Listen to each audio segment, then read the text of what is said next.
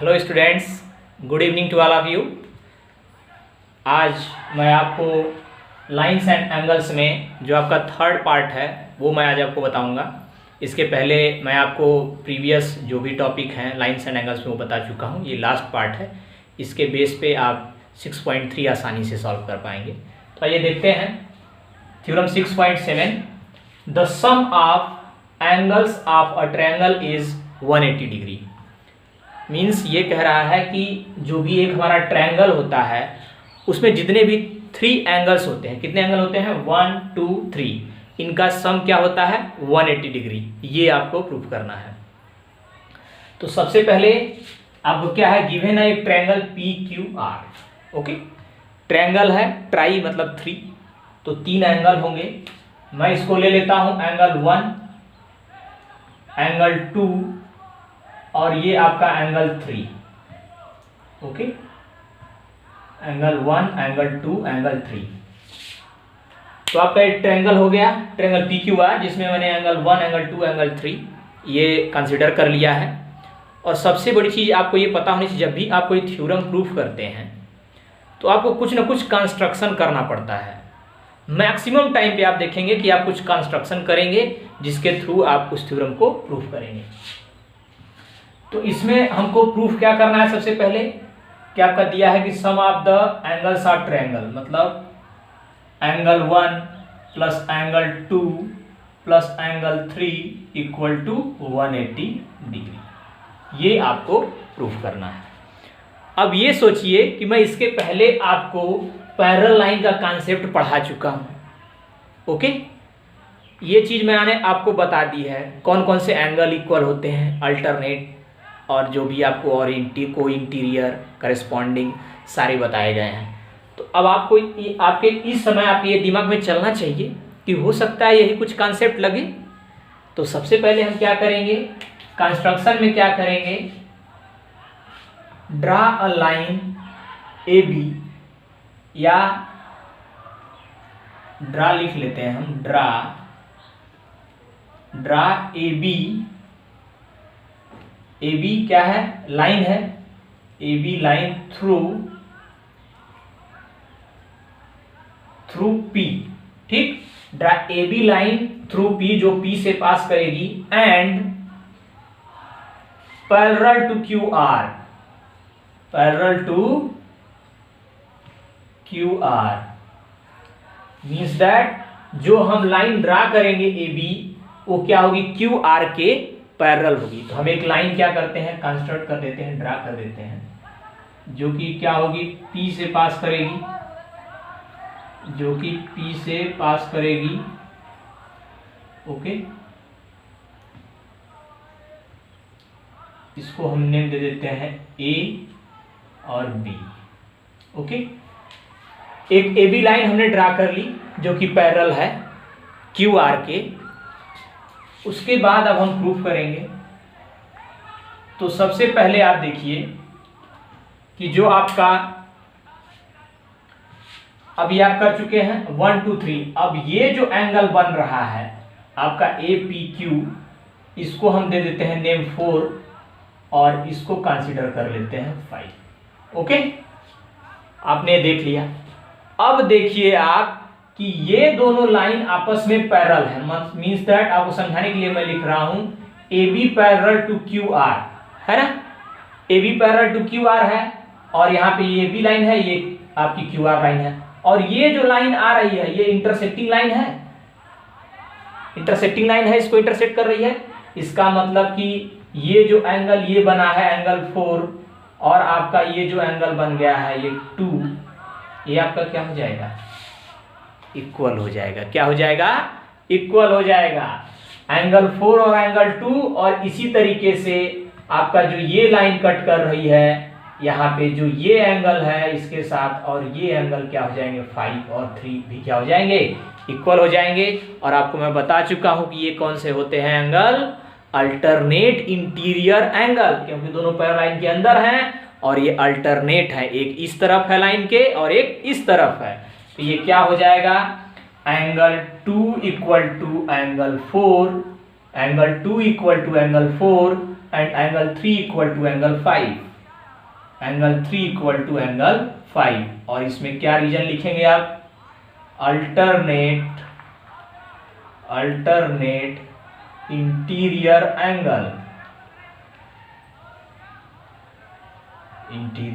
Angles. आपको reason हमेशा geometry में आपको रीजन जरूर लिखना होता है, तो आप हमेशा लिखते रहिएगा रीजन।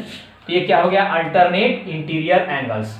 अब आप यहाँ पे देखिए, अब ये जो है एक लाइन हमने खींचा है और यहाँ पे कितने एंगल बन रहे हैं? 4 1 5, 3 एंगल बन रहा है हमारे पास। तो आप यहाँ पे क्या लिख सकते हैं? Angle 4 plus angle 1 plus angle 5 equal to क्या हो जाएगा? 180 डिग्री। क्योंकि ये क्या है? एक लाइन है और इस पे 3 एंगल बन रहे हैं, तो ये क्या बना रहे हैं आपस में? Linear pair. क्या बना रहे हैं? Linear pair. और जहां लीनियर पेयर बनता है वहां पे सभी एंगल्स का सम क्या होता है? 180 डिग्री। तो आपका ये हो गया angle 4 plus angle 1 plus angle 5 is equal to 180 degree. अब आप देख रहे हैं यहां पे आप क्या लिख देंगे? Due to linear pair. इसको हटा देते हैं, ये हमने आपको समझाने के लिए बताया था। तो इस तरीके से आपका हो गया लीनियर पेयर ये। ओके, अब आप देखिए एंगल 4 किसके है? एंगल 2 के बराबर है। तो एंगल 4 के जगह आप क्या लिख देंगे? एंगल 2। ओके, उसके बाद आप देखिए प्लस एंगल 1 ऑलरेडी रहने दीजिए। एंगल 5 किसके बराबर है? एंगल 3 के है। ओके, ये क्या आ गया? 180 डिग्री। ओके, आपने देखा। और इसको आप ये भी लिख सकते हैं कि फ्रॉम, अगर इसको आप फ्रॉम 1 2 लेते हैं, सपोज कर लीजिए इसको आप 1 लेते हैं, इसको 2 लेते हैं, इसको आप समझ लीजिएगा। इसको मैंने शुरू में नहीं लिखा, लेकिन आप इसको 1 2 ले सकते हैं। तो यहाँ पे आप लिख सकते हैं फ्रॉम 1 एंड 2।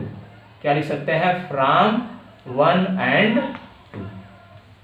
ओके, इसको 1 अगर इसको कंसिडर किए, इसको 2 करिए कंसिडर। मैं यहाँ पे कर दे रहा हूँ, चलिए नहीं आप कंफ्यूज होंगे। ये 1 हो गया, ये 2 हो गया और ये इस तरीके से हो गया। लिख सकते हैं फ्रॉम 1 एंड 2 क्या हुआ? Angle 2 plus angle 1 plus angle 3 is equal to 180 degree. तब आपने देखा कि अब इसको आप चाहे तो इस ऑर्डर में लिख दीजिए, angle 1 plus angle 2 plus angle 3 equal to 180 degree. तो इस तरीके से आपने देखा कि ट्रायंगल के जो तीनों ही हमारे एंगल्स थे उनका सम हमारा क्या आ चुका है? 180 डिग्री। क्या आ चुका है? 180 डिग्री।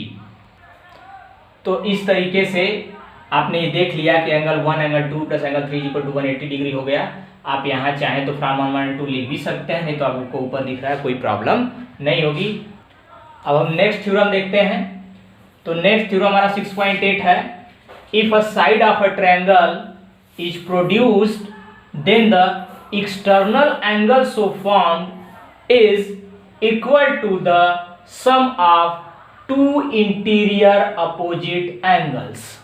ओके, इसमें थ्योरम में आपको क्या कहा जा रहा है कि जो आपने थ्योरम भी 6.7 पढ़ा है उसी का यूज करते हुए यहाँ पे हमको कह रहा है कि अगर ट्रायंगल के किसी भी साइड को आप प्रोड्यूस करते हैं तो एक अलग एक्सटर्नल एंगल फॉर्म करेगा, जो कि आपका एंगल 4 मैंने बनाया यहाँ पे, वो फॉर्म कर रहा है एंगल 4। उसके बाद कह रहा है कि वो एंगल इक्वल होगा 2 इंटरनल एंगल्स के, जो 1 एंड 2 हैं। 2 इंटरनल एंगल्स जो इसके अपोजिट में होंगे, जो बच जाएंगे। से यहाँ पे ये 4 हो गया, तो जो जो बच गए हैं उनके सम के क्या होगा? इक्वल होगा। मैं फिर से एक बार समझा रहा हूँ कि आपको क्या पूछ रहा है। क्या है गिवन? क्या है कि एक ट्रायंगल दे दिया गया है PQR। ओके, ये ट्रायंगल दिया गया आपका, लेट कर लीजिए PQR है। बोला गया किसी भी साइड को आप प्रोड्यूस करिए, बढ़ाइए। मैंने इस साइड को बढ़ाया, आप इसको भी बढ़ा सकते हैं, इसको भी बढ़ा सकते हैं। ओके, तो अब इस साइड को बढ़ाया गया तो बोला गया कि एक एंगल फॉर्म हो गया। क्या हो गया? एक एक्सटर्नल एंगल बन गया। तो सपोज कर लीजिए ये एंगल 1 था, ये 2 था, ये 3 था और ये एंगल बन गया, ये एक्स्ट्रा बन गया क्या? एंगल 4। ये क्या बन गया? 4 बन गया। तो कह रहा है कि ये जो एंगल होगा वो इक्वल होगा 2 इंटीरियर अपोजिट एंगल के सम के, मतलब इन दोनों के सम के बराबर हमारा क्या होगा? ये एंगल होगा। तो हमको प्रूफ क्या करना है कि angle 4 equal to angle 1 plus angle 2, यही हमको प्रूफ करना है। तो हम प्रीवियस में पढ़ चुके हैं प्रॉपर्टी को, एंगल सम प्रॉपर्टी, उसी का यूज करते हुए हम यहाँ पे प्रूव करेंगे।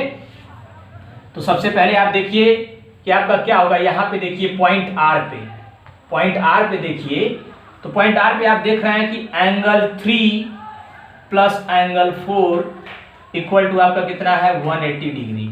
आपने देखा यहाँ पे ये क्या है, एक स्ट्रेट लाइन है और इस पे दो एंगल बन रहे हैं, तो ये क्या हो गया, ड्यू टू लीनियर पेयर।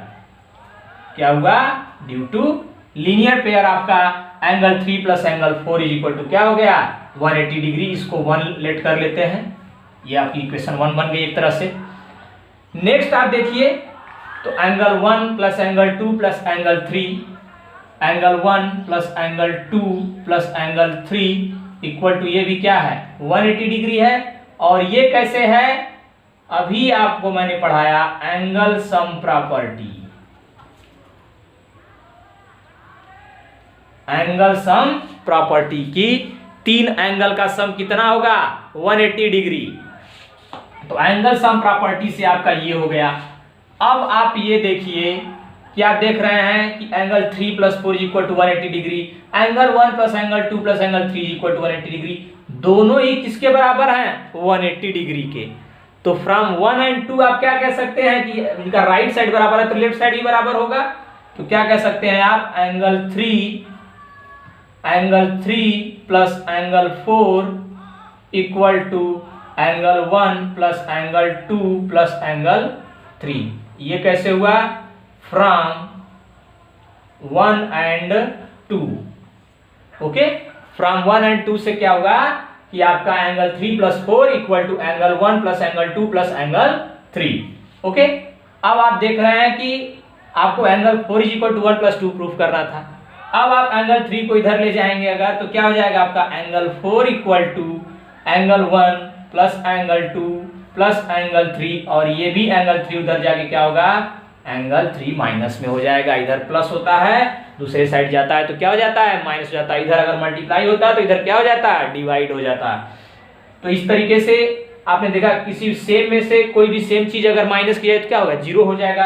तो यहाँ पे क्या आ जाएगा आपका angle 4 equal to angle 1 plus angle 2। अब यहाँ पे प्लस 0 लिखिए चाहे आप ना लिखिए, आपका क्या हो गया ये, क्योंकि इसकी वैल्यू क्या आ जाएगी 0 आ जाएगी। एंगल 3 माइनस एंगल 3 क्या आ जाएगा 0 आ जाएगा। तो इस तरीके से आपने देखा कि एंगल 4 का सम किसके बराबर आ गया एंगल 1 और एंगल 2 के।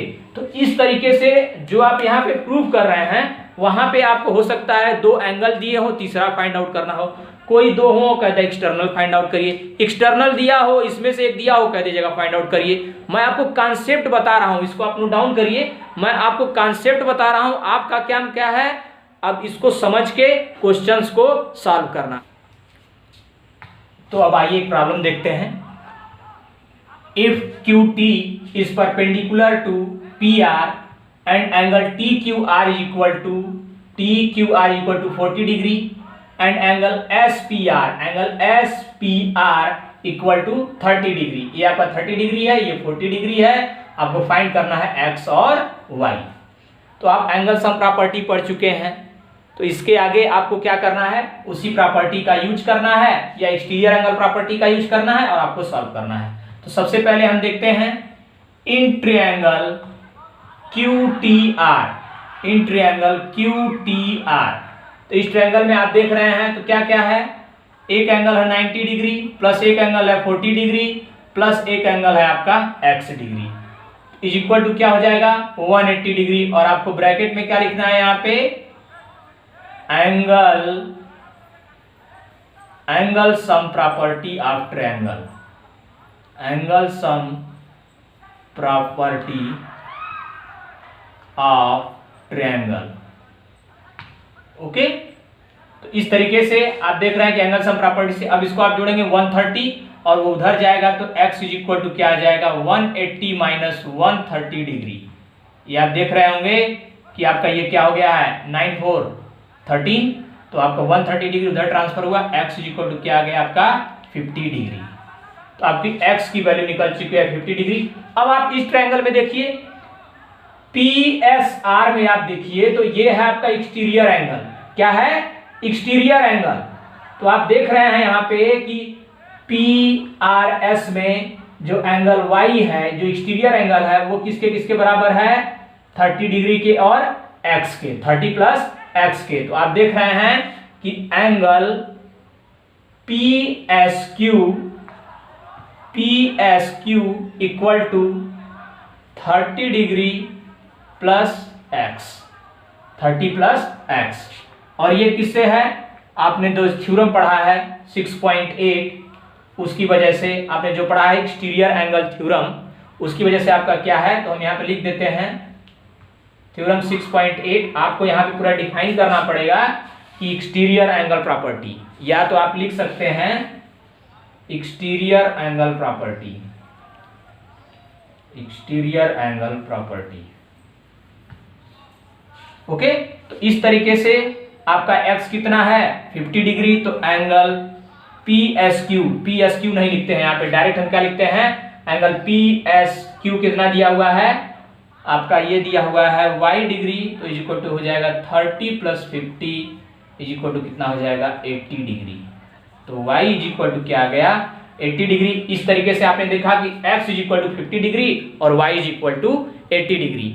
तो इस तरीके से अब आप नेक्स्ट प्रॉब्लम्स को देखिए, एग्जाम्पल को देखिए और उसको सॉल्व करिए। उसके बाद अगर आपको डाउट होता है आप सेंड करिए, मैं उसका भी वीडियो आपको दूंगा, जिससे कि आपका ये चैप्टर नंबर 6 कंप्लीट हो गया है। ओके क्लास, नेक्स्ट क्लास में मिलते हैं। Thank you.